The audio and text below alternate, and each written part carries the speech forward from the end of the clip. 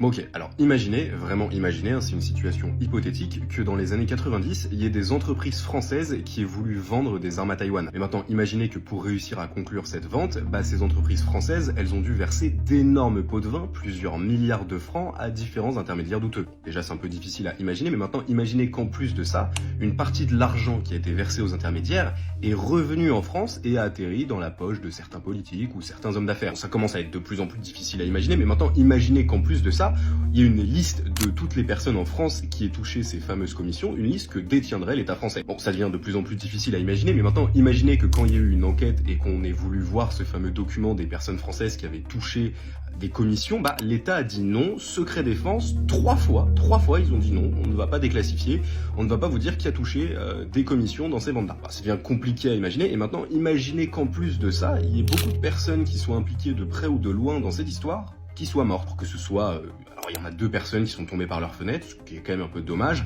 Il y en a une qui va être électrocutée dans son bain, toujours difficile à imaginer, mais on imagine.